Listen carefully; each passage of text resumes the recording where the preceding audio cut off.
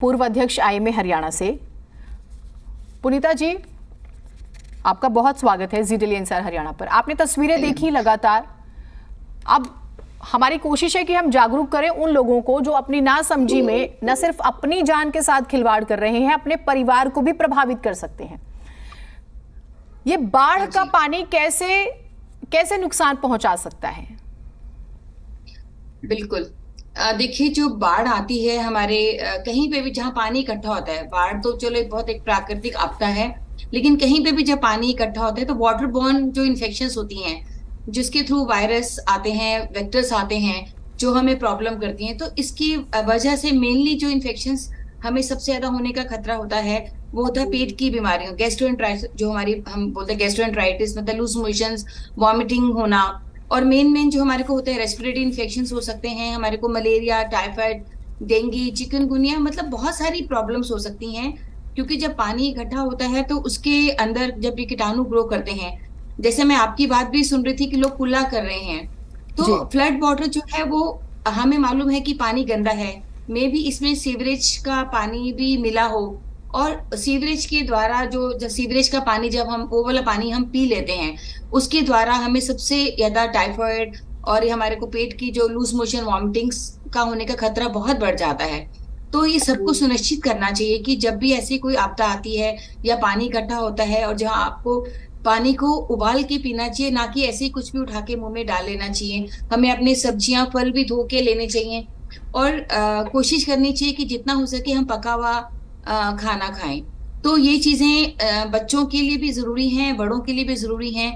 और हमें कोशिश करनी चाहिए कि इन सब चीजों से दूर रहें। जैसे बच्चे पानी में घूम रहे हैं तो हमें इसके जब इन्फेक्शन होता है, अगर हमारी स्किन इन्फेक्शंस भी होने का हमें पूरा खतरा होता है जब हमारे को ये वाटर में जो गंदा पानी है हमारे स्किन को टच करता है। इसके अलावा जब जिनको और पहले से ऑलरेडी प्रॉब्लम्स हैं, जो थोड़े से कॉम्प्रोमाइज लोग हैं, अगर उनको लूज मोशंस, वॉमिटिंग्स हो जाते हैं तो उनको डिहाइड्रेशन होने का खतरा बहुत ज्यादा बढ़ जाता है। और पानी इकट्ठा होने की वजह से हमारे जो मच्छर इकट्ठे होते हैं, मच्छरों की वजह से हमें डेंगू, मलेरिया और बाकी आगे चल के चिकनगुनिया वगैरह होने का खतरा होता है। और एक होता है पीलिया, जो हमारा जॉन्डिस होता है। जॉन्डिस में भी हमें ए तरह का जो जॉन्डिस होता है, और ई जॉन्डिस जो होता है, वो हमें खाने पीने की चीजों के जो गंदे खाने की चीजें हैं, जो हम पानी पीते हैं जिसमें सीवेज का पानी पीला, इन्फेक्टेड पेशेंट था, उसका सीवेज इस पानी में मिल गया और वो पानी हम ले लेते हैं अपने अंदर, या उस पानी से हम अपना खाना बनाते हैं, तो हमें ये पीलिया होने का भी खतरा रहता है। तो बाढ़ के दौरान हमें बहुत ध्यान रखना चाहिए एज ए रिस्पॉन्सिबल सिटीजन कि हम जो पानी पिए वो साफ हो। अगर हमने कुछ चीज को हाथ लगाना है तो अपने साबुन से अच्छी तरह हाथ धोएं, ताकि अगर इन्फेक्शन है हमारे हाथ में तो वो हमें ठीक हो जाए। और कुछ फल और सब्जियां खानी है वो भी हम जो है वो हम अच्छी तरह धो के खाएं। और कोशिश करनी चाहिए कि जितना हो सके हम उस पानी से दूर होने की कोशिश करें, जो कि हमने देखा है कि गवर्नमेंट पूरी कोशिश करती है कि जहां बाढ़ आती है लोगों को सुरक्षित जगह पे ले जाया, सूखी जगह पे ले जाया जाता है और उनके खाने पीने की व्यवस्था की जाती है। लेकिन फिर भी क्या होता है, जहां भीड़ भड़का हो गया, जब बहुत सारी भीड़ इकट्ठी हो गई, हमने उनके लिए बनाई है जगह रहने के लिए, तो उस वजह से वहां पे हमने देखा रेस्पिरेटरी इन्फेक्शंस होने का भी डर होता है। पुनीता जी, पुनीता जी, अगर यूं भी पानी अगर मुझे लगता है कि मानव शरीर के टच में आ जाता है तो वो दूषित हो ही जाता है ना? आप इस पर बताएंगी और अच्छे से। हम देखते हैं जो वेस्ट है हमारा, वो किसी भी फॉर्म में वेस्ट है, वो सब जा तो इस पानी में ही रहा है ना, यमुना जी में जा रहा हो या अलग अलग नालों के जरिए जो हमारी नालियां हैं, वो सारी चीजें। मतलब ये कितनी बड़ी महामारी हो सकती है अगर जो लोग इसमें नहा रहे हैं, एंजॉय करने जा रहे हैं, घुटनों तक चले पानी है, आप उसमें डूब रहे हैं, मस्ती कर रहे हैं। अच्छा, बच्चों का तो इम्यूनिटी सिस्टम थोड़ा कमज़ोर हुआ, जो बुजुर्ग हैं उनका थोड़ा सा और हम देखते हैं वो सेंसिटिव हो जाते हैं। मतलब हम मजाक करें, आप तो जैसे स्टमक का आपने रिलेशन बताया, आपने कहा कि खान पान का ध्यान रखना चाहिए, यहाँ तो स्किन एलर्जीज हो सकती हैं। इस तरह के खतरनाक इंग्रेडिएंट्स मैं कहूँ या कुछ और शब्द इस्तेमाल करूँ, उन पानी में होते हैं जो आपकी स्किन खराब कर सकते हैं। बच्चों को आप बर्बाद करना चाह रहे हैं, कितनी बड़ी लापरवाही है ये सोचिए। बिल्कुल बिल्कुल मैम, देखिए जो जो एक हमारे स्किन में अगर हमारा वुंड हुआ है, ऑलरेडी हमारा कट है, हमें नहीं पता बाढ़ के पानी में कुछ टूटी हुई चीजें हैं, कुछ नुकीली चीजें हैं, और कुछ केमिकल भी मिल जाता है, जैसे कारें खड़ी हैं, कुछ फैक्ट्रीज का वेस्ट है, कुछ उनकी कार की बैटरी से, मतलब कुछ लाइव वायर भी हो सकती हैं, आपको शॉक भी लग सकता है। इलेक्ट्रिक वायर्स भी कई बार हमने देखा है कि करंट लग गया।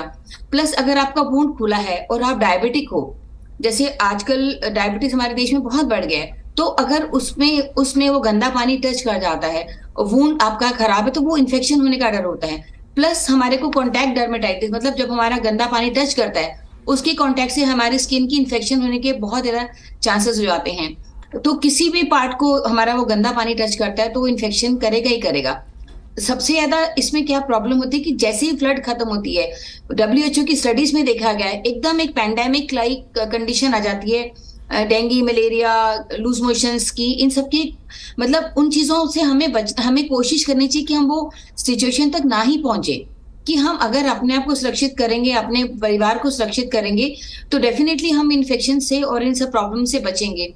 हॉस्पिटल्स में कितना लोड आएगा अगर हम सारे के सारे लोग एडमिट हो जाते हैं। और ये लूज मोशंस, डेंगू, मलेरिया, कुछ इनमें तो एकदम अगर पेशेंट को टाइमली ट्रीटमेंट नहीं मिले तो पेशेंट की को जान का भी खतरा हो सकता है। लूज मोशंस में हाइड्रेशन अगर इंप्रूव नहीं हो, डिहाइड्रेशन से पेशेंट की डेथ हो सकती है। तो इसको बहुत लाइटली ना लें। आपके माध्यम से कहना चाहेंगे, आपदा है उसको मिलके निपटना चाहिए और उसको मजाक के तौर पे नहीं लेना चाहिए। और हमारे जो मतलब इसके जो मंत्री हैं सब ठीक समझा रहे हैं लोगों को, और इवन एज ए डॉक्टर भी हम समझाना चाहेंगे कि सुरक्षित तौर पे अपने घर पे रहें, और जब तक जरूरत ना हो घर से बाहर ना निकलें, क्योंकि आपको नहीं मालूम कौन सी सड़क पे पानी भरा है, आपकी कार डूब सकती है। और फ्लड का पानी इतना तेज होता है कि आप उसमें बह भी सकते हैं। ठीक बात है। तो अब अमूमन, हाँ, अमूमन क्या आप पुनीता जी, बरसात के बाद हम देखते हैं कि डेंगू, मलेरिया, चिकनगुनिया, ये सब ये है ही, मतलब ये हर साल का ही है और काफी जानों का नुकसान होता है। बाढ़ के बाद क्या इनका खतरा ज्यादा बढ़ जाता है, या कुछ और महामारियां भी किसी और फॉर्म में भी आ सकती हैं? अगर आप कुछ सुझाएं हमारे दर्शकों को।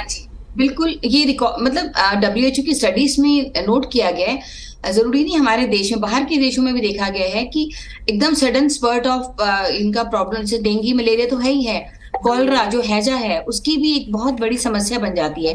उसके भी सिम्टम, पेशेंट को लूज मोशंस, वॉमिटिंग्स और एकदम क्रैम्प्स आते हैं। वो हैजे की प्रॉब्लम होती है क्योंकि अनहाइजीनिक तरीके से खाने तो अगर मक्खियां बैठने लग जाती हैं और गंदे पानी से खाना बन रहा है, तो एक हैजा की बीमारी भी बहुत कॉमन है। और जॉन्डिस बिल्कुल जानलेवा हो सकता है। और डेफिनेटली अगर हम हमारे को सरकार से भी अनुरोध करना चाहेंगे कि जहां पे भी पानी खड़ा है, कोशिश करें कि जल्दी से जल्दी उसको निकाल दें, और जो पानी खड़ा है वहां पे मॉस्किटो रिपेलेंट्स का स्प्रे कर दिया जाए, और पब्लिक को जो है स्वच्छ पानी की सुविधा प्रदान की जाए, और कोशिश की जाए कि फूड पैकेट जो प्रोवाइड करे जा रहे हैं वो फ्रेशली कुक्ड हों और ताजा ताजा खाना ही उनको बांटा जाए। ये नहीं कि वो खाना भीग गया और वो खराब हो गया, वो खाना उनको दिया जाए। तो ये महामारी का रूप तो डेफिनेटली ले सकता है अगर हम लापरवाही करेंगे, बट अगर हम सावधानी करते हैं, गवर्नमेंट के साथ मिलके काम करते हैं, हमने देखे काफी एनजीओ जैसे रेड क्रॉस है और पूरी डिस्ट्रिक्ट एडमिनिस्ट्रेशन सब लगे हुए हैं इस काम में कि जल्दी से जल्दी इस आपदा से हम मैं एक और चीज देख रही थी, आपने मलेरिया, डेंगू का जिक्र किया, हैजा का भी जिक्र किया, हाइपोथर्मिया भी एक बीमारी है, आप शायद इस पे और ध्यान से बताएंगे, जिसमें ये कहा जाता है कि ये तब होती है जब आप बाढ़ के पानी में कई घंटों तक रहते हो और आपका बॉडी का जो टेम्परेचर है वो बहुत नीचे चला जाता है, 35 डिग्री से भी नीचे, यानी कि आपकी जान भी जा सकती है, आप एकदम स्थिर पढ़ सकते हैं। इसके बारे में बताइएगा, जो दर्शक देख रहे हैं, प्लीज आपके लिए हम ये खास प्रोग्राम कर रहे हैं। आप समझिए, बाढ़ के पानी में अगर आप खड़े हो रहे हैं तो आप अपनी जान के दुश्मन हैं। इसके बारे में बताइएगा पुनीता जी, हाइपोथर्मिया के बारे में। हाइपोथर्मिया भी डब्ल्यूएचओ द्वारा इसके ऊपर भी स्टडी कर गई है, और काफी देशों में जहाँ पे थोड़ा मौसम ठंडा रहता है तो उन देशों में ये थोड़ा सा कॉमन है। लेकिन हमारे देश में भी अगर फ्लड के पानी में किसी भी जगह पे अगर हम पानी में बहुत देर तक रह जाते हैं, और जैसे हमारे ऊपरी क्षेत्र है उत्तराखंड साइड में, वहां पे भी ठंडा पानी है, तो हमारी बॉडी का टेम्परेचर को ऐसे बनाया गया कि एक पर्टिकुलर टेम्परेचर में हमारे सारे ऑर्गन काम करते हैं। जो हम कहते हैं कि ऑप्टिमम टेम्परेचर है 98.4, उस डिग्री के आसपास रहना चाहिए। लेकिन अगर हमारा वो टेम्परेचर कम होता है तो एकदम सडनली हमारे हार्ट पे असर होता है, हमारी शारीरिक एक्टिविटीज सुस्त पड़ जाती हैं, हमारे दिमाग की तरफ खून का दौरा कम हो जाता है, तो उसका इलाज है कि सबसे पहले उस एरिया से उसको निकाला जाए, उसको जो हमारे कंबल वगैरह हैं या जो भी टेम्परेचर मेंटेन रूम्स हैं उन रूम में ले जाया जाए और उनका टेम्परेचर मेंटेन करने की कोशिश की जाए। और अगर वो डिहाइड्रेशन में है तो उनको डिहाइड्रेशन को इम्प्रूव किया जाए, अगर कोई उनको प्रॉब्लम लग रही है उस अकॉर्डिंगली ट्रीट किया जाए। तो हाइपोथर्मिया में भी हमें कपड़े जैसे गीले हो जाते हैं हमारे, वो भी लगे रहे तो हमें ठंड लगने लग जाती है, उसकी वजह से भी हमारी बॉडी का टेम्परेचर कम हो जाता है। तो जल्दी से जल्दी अपने कपड़े जो है सूखे पहने, चेंज करें गीले कपड़ों को, और सुरक्षित सूखी जगह पे कोशिश करें आके खड़े हो जाएं। और ये भी नहीं कि एकदम तेज धूप में आके आप खड़े हो जाओ, क्योंकि कई बार होता है कि एकदम बारिश हो एकदम से भी हमारे को एकदम सडनली हमारी बॉडी में सडन चेंज ऑफ टेम्परेचर से भी हमें प्रॉब्लम हो जाती है। तो हाइपोथर्मिया ऑल्दो इंडिया में काफी कम है, बट ये भी वन ऑफ दी इसकी हमारा साइड इफेक्ट है फ्लड्स का, और इसकी वजह से काफी लोगों को हाइपोथर्मिया, स्पेशली हमारे जो हिल स्टेशन वाले एरिया जहाँ पे ऑलरेडी टेम्परेचर लो रहता है। तो सुरक्षित रहना, सूखा रहना है अपने आप को, और कोशिश करनी कि ऐसी जगह जाए थोड़ी जहां गर्माहट मिले, और जरूरत पड़ती है तो हॉस्पिटल में एडमिट होना है, क्योंकि इसकी वजह से भी डेथ के चांसेस बहुत बढ़ जाते हैं।